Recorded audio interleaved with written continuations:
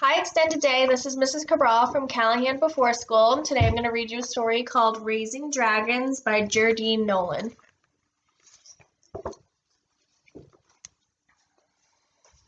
Make sure you can see the pictures. All right. Pa didn't know a thing about raising dragons. He raised corn and peas and barley and wheat. He raised sheep and cows and pigs and chickens. He raised just about everything we needed for life on our farm, but he didn't know a thing about raising dragons.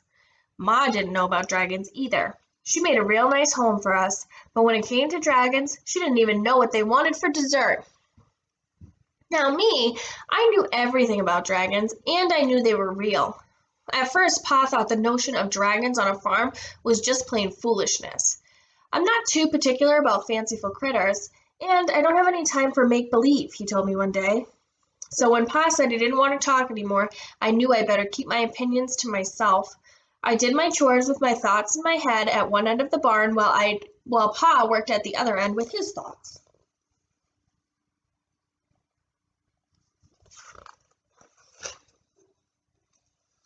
I remember the day my life with dragons began. I was out for my Sunday before supper walk. Near Miller's Cave, I came across something that looked like a big rock, but it was too round and too smooth, not hard enough to be a rock. Carefully, I rolled it into the cave and went to fetch Pa. "What do you think it is, Pa?" "An egg. A big egg," was all he said. "Now you stay away from that thing, daughter. No telling what'll come out of it." I couldn't tell if Pa was more scared than worried. "You just stay away, you hear me?" he said, pointing a finger.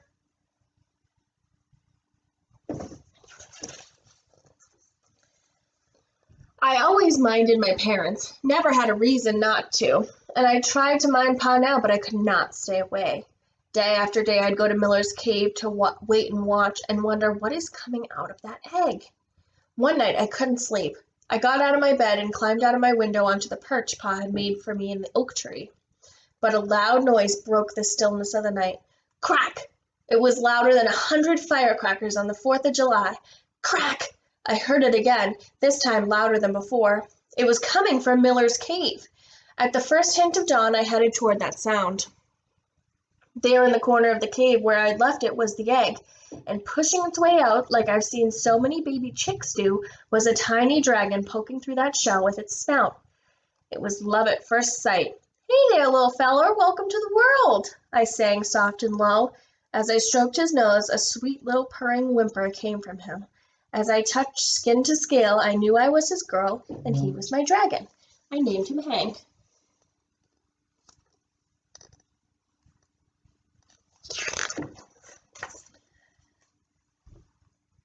Hank was just a joy to have around. He was a fire-breathing dragon, and he made sure he kept his temper whenever I was near. Pa wouldn't have seen the sense or the use of having a dragon around who ate you out of house and home. Thankfully, Hank preferred fish, frogs, eels, and insects to beef, lamb, chicken, and pork, and he did have a healthy appetite. Ma never wanted to know about Hank. Whenever I wanted to talk about him, she'd cover her ears and sing. She said that having a dragon around had to be worse than having a field full of critters. But it wasn't.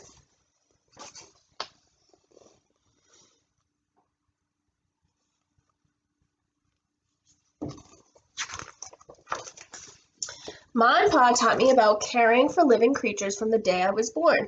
They taught me about raising lots of things, but they never imagined I would someday care for a critter most folks don't even believe existed. It did take a little time, but whether they liked it or not, Hank was part of our lives.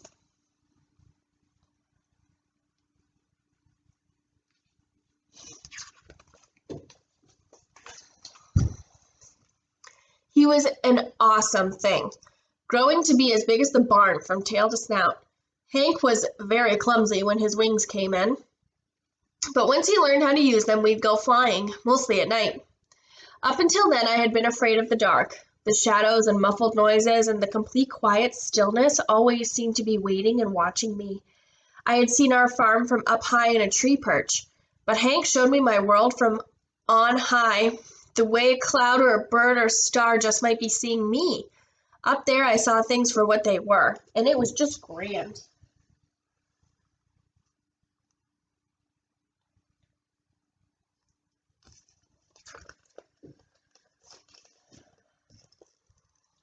Pa was the first one to notice what he called a strangeness happening around our farm. One morning with Samson, our mule, hitched for work, Pa set out to plow the fields. But all the work had been done. The ground was turned over and the seeds had been sown. Pa was plumb flabbergasted.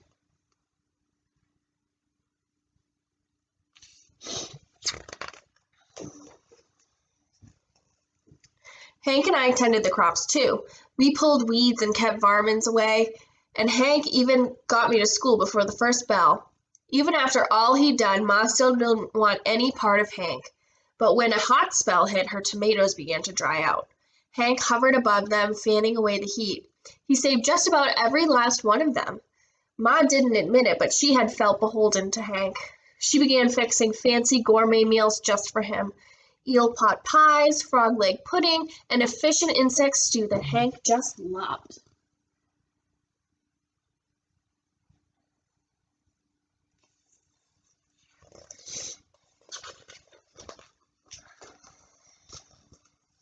Day by day, Hank was getting bigger.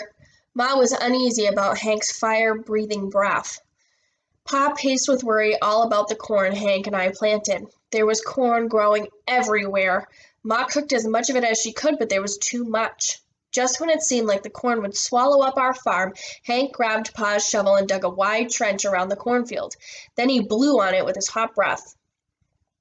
"What in tarnation!" Pa screamed. Ma ran out of the house carrying a bucket of water, but it was too late. The whole field was ablaze. We couldn't believe our ears. Pop, pop, pop, pop, pop, or our eyes. Hank was making popcorn. It took an entire week to salt and bag it. We sold it all at a profit. It was the first dragon-popped popcorn anybody ever saw or tasted. Oh, and it was real good, too.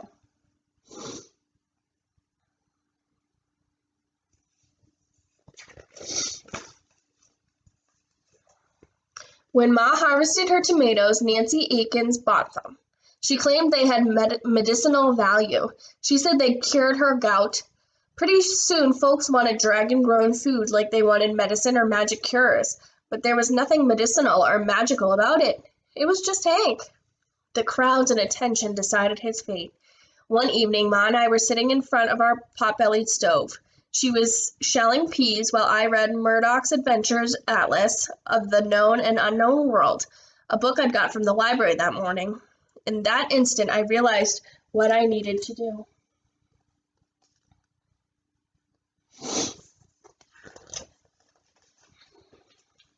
Come morning, Hank and I set out for the dragon-shaped landmass floating in the middle of the ocean.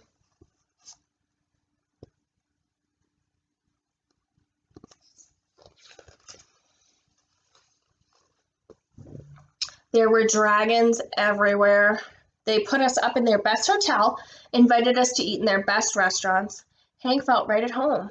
When I saw Hank playing run and fly and chase, I knew he had found the perfect place to be. All in all, it was a great vacation.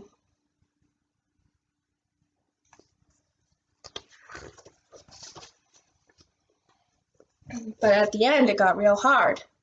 I had to say farewell to Hank, at least for now.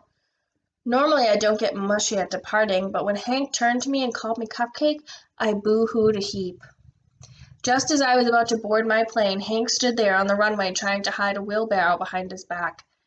His toothy grin lit up that cloudy day. That wheelbarrow was full of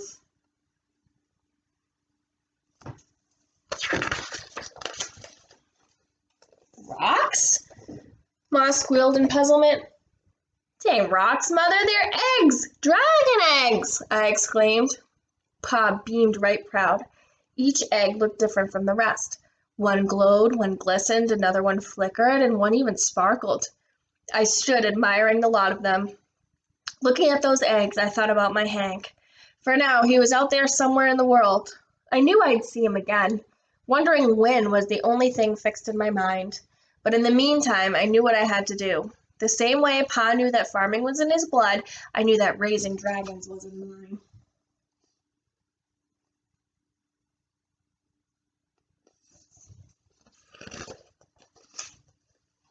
There are some things you just know. The end.